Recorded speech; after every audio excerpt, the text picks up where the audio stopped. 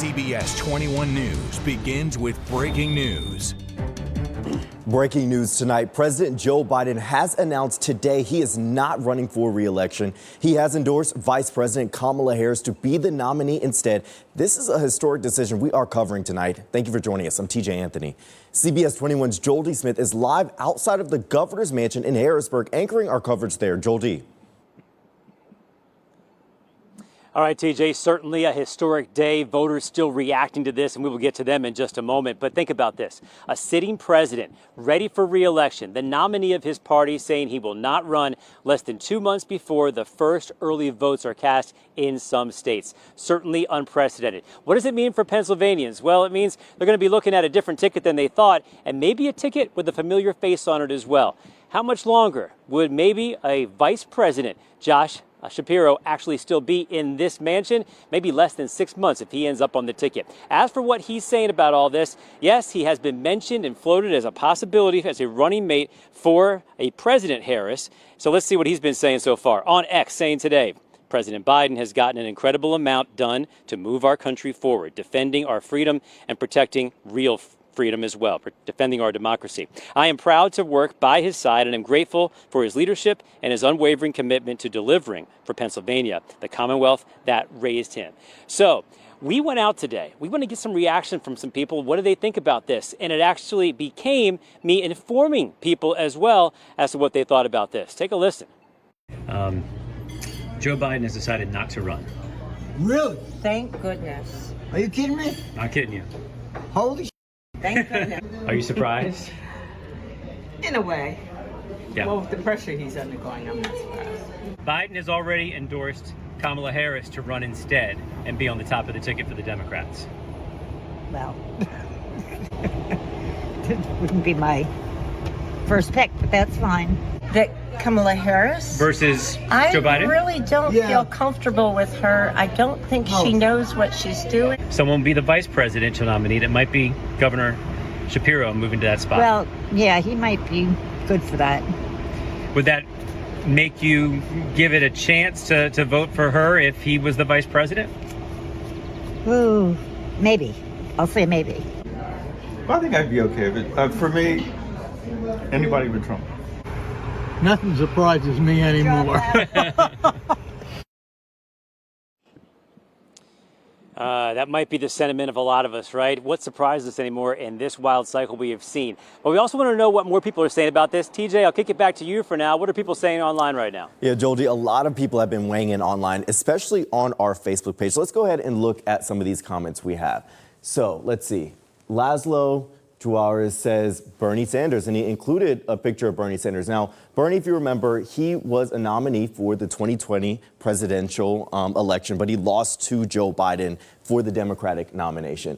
Now, let's go ahead and go to another one. Angela Kreiser. She says, it doesn't matter. I will vote for anyone that is not Trump. Okay. Now, let's go to Todd, who says not Harris. And then let's go to Nadine, who says Josh Shapiro, our own governor right here in Pennsylvania, who Joel D. was just talking about.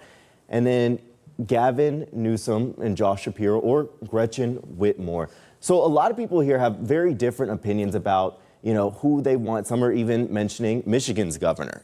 Some are mentioning PA's governor, Josh Shapiro. And then even we have Bernie Sanders here. So there's been a lot of back and forth about this. Now let's go ahead and go over to Joel D. Smith outside of the governor's mansion. Joel D. All right, so certainly a lot of opinion out there, but how do we get to this point? It seems like it's happened fast, but that's not really the case. Here's Kayla Gaskins with a breakdown of how we got here.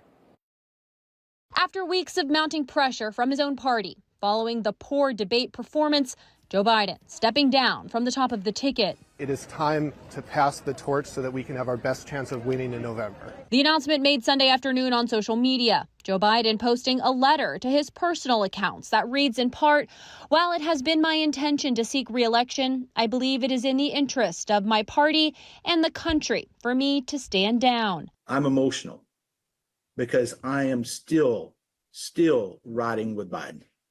I still support my president. In a follow-up post, he gave Vice President Kamala Harris his full endorsement as heir apparent to the nomination. The president making it clear he plans to serve the rest of his term. Donald Trump responding to the news on Truth Social, writing, "Crooked Joe Biden was not fit to run for president and is certainly not fit to serve." CNN reporting Trump thinks Kamala Harris will be easier to beat. House Speaker Mike Johnson demanding Joe Biden resign immediately. Earlier in the day, Johnson saying this to CNN. It's an interesting question, Jake. If he's incapable of running for president, how is he capable of governing right now? I mean, there is 5 months left in this administration. It's a real concern, and it's a danger to the country. President Biden spent the past week secluded in Delaware recovering from COVID-19, reportedly growing increasingly furious as top Democrats like Nancy Pelosi and Barack Obama flaked on their support. For weeks, Democrat mega donors expressed concerns over Biden's ability to do the job, some withholding donations, fueling alarm among party leaders. As the pressure increased, Democrats began preparing for a potential Kamala Harris run should she end up as the nominee. An effort reportedly underway to vet who could run as her vice president. Kamala Harris releasing a statement saying, "I am honored to have the president's endorsement, and my intention is to earn and win this nomination." Even with Biden's endorsement, Kamala Harris faces an uncertain path. The Democratic convention in Chicago, which starts August 19th, could be an open contest rather than a coronation. The nearly 4,700 delegates picking who they want to put up against Donald Trump this November. In Washington, I'm Kayla Gaskins. All right, let's find out more about what the reaction is here. The Pennsylvania Democratic Party writing today, quote, "Pennsylvanians must understand we have a crucial election and the focus must remain on turning out votes and support for the Democratic nominee for president." They will be holding a news conference 7 o'clock today in Philadelphia. We'll be streaming that at CBS21.com. And it will certainly have an impact as well on so many other races. At least that is what the Democrats are hoping here, thinking that maybe the impact of a drag at the top of the ticket might trickle down to the rest. That is what we wanted to find out from a Democratic nominee for Attorney General Eugene DePasquale. Take a listen. There's no question that this will bring a renewed enthusiasm to the ticket that will only help Democrats. I think will help a lot of Americans because I know people were frustrated with both their choices. I think this helps change that dynamic. Okay, how about Senator Bob Casey? That is another one of those folks that are running on the different part of the ballot, not just the top. A lot of polls have him actually outperforming President Biden in Pennsylvania, thinking that he's doing better than Biden would have. Well, he released a statement as well saying President Biden deserves the gratitude of the American people, writing, quote, "He has had an exemplary career in public service. He is a patriot who has always put our country first." So for now, that is the story from here. How much longer will Governor Shapiro be in this place? Well, if he gets chosen to be vice president, Democrats would like for him to be out of here in about 6 months. A lot to sift out as we go through the coming days. And we also want to know what Republicans are saying about this. For that part of the story, we'll send it back to TJ. Yeah, Joel D., both sides have been weighing in about this. Senate candidate Dave McCormick also weighing in with an official statement reading, quote, "Joe Biden is not capable of serving as commander-in-chief. As a veteran and an American, I believe our troops deserve a commander-in-chief who is capable of doing the job." And Bob Casey's refusal to stand up for them throughout President Biden's obvious decline is despicable. Central PA Congressman Scott Perry also issued a statement saying, quote, "Since President Biden took office, America knew that he was unable and incapable of the rigors of the highest office in the land, not to mention the grueling demands on him as the leader of the free world. I lament that the American people were ever subjected to this." Now, I spoke with our political insiders, Mark Singal and Charlie Giroux, about Biden's decision to drop out of the race. We dove into the topic of what the presidential race could look like now if Vice President Kamala Harris decides to run for president. The con is Kamala Harris is going to be a worse candidate than Joe Biden was. She's farther to the left. Her inability to govern is renowned. The Democrats didn't even like her when she ran for president. None of what Charlie was saying is fair or accurate about Kamala Harris. She's a distinguished political leader. She's skillful, and she's going to take this fight right to Donald Trump, and she's going to save this country again. Coming up at 10 and 11 o'clock tonight, we'll have more about what the race could look like moving forward. To stay on top of the latest coverage, as we learn more, you can follow along on social media and on our website, cbs21.com. Well, all eyes are on Washington this evening. President Biden is dropping out of the race. We've had team coverage on this, but that's not the only thing happening in the nation's capital. The U.S. Secret Service Director Kimberly Cheadle has agreed to testify to the House Oversight Committee. Let's go ahead and take you live to Washington, D.C. Republicans are ramping up efforts to investigate the attempted assassination of former President Donald Trump. Now let's go ahead and take a look at the radar. Chief Meteorologist Tom Russell is tracking some rain for the upcoming work week. He'll join us with a look at the forecast within the next 3 minutes. But first, we're going to go ahead and send it out to the governor's mansion where CBS 21's Joel D. Smith is live. Joel D. All right, so we're outside the governor's residence. We've reached out to the governor's office to get more specific reaction to his name being floated as a possible vice presidential candidate for Kamala Harris. Haven't heard back yet. We'll let you know if that changes. But in the meantime, are we curious now about how this race could change in so many ways, including the strategy from the Trump-Vance campaign? Here to cover that now, we'll send it to Alexis Cruz with our sister station near Mar-a-Lago. The former president got back to Mar-a-Lago on Saturday night after a rally in Michigan. At that rally, he spoke with the crowd about the potential of Biden dropping out of the presidential race. He laughed and joked with his supporters. As of Sunday afternoon, it was no longer a joke. I spoke with Trump supporters about this bombshell in the presidential race. Came out here to support Big Daddy. Harold Pitts is a former first responder from New York City. He's followed former President Trump's career from business in the city to the Oval Office. He says Trump's reaction to last Saturday's assassination attempt has already secured him the election.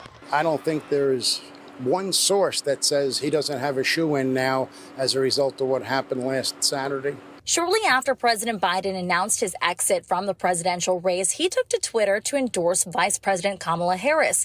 Pitts says she's no match for Trump. Her number one job was to secure the border.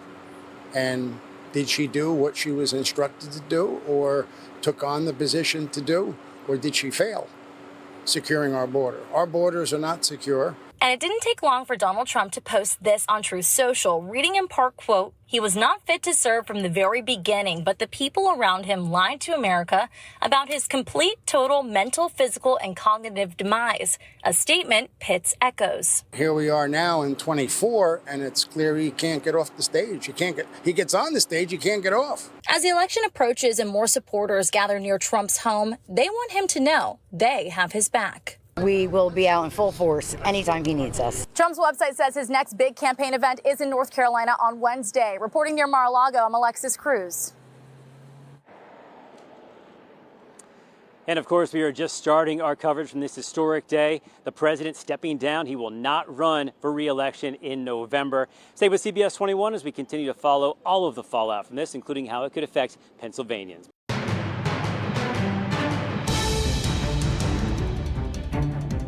CBS 21's Joel D. Smith is live outside the governor's mansion with more about what Governor Josh Shapiro just released on social media platform X. Joel D. Right, he's just one of a number of prominent Democrats all falling in line after the endorsement by President Joe Biden for his former running mate Kamala Harris to become the next president and be the torchbearer for the Democrats.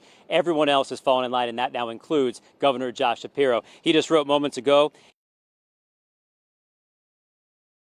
clearer, and the road to victory in November runs right through Pennsylvania, where the collective work began. He's referring to, back in 1776, the Declaration of Independence. But everyone now believes that Pennsylvania, among a few states that is really going to be important, the swing states, to try to win the presidency. And many believe he could only help a ticket get there. So if he's the vice president, would he help Kamala Harris? Many people believe so. And listen to what he also said. "I've known Kamala Harris for nearly 2 decades. We've both been prosecutors. We've both stood for the rule of law. We've both fought for the people and delivered results." Sounds like someone who would be very supportive in the vice presidential role in case he is named to the ticket. We don't know if we're there yet, but these names will be talked about a lot very soon. We're here at the governor's residence covering the latest on this historic day. For now, back to you.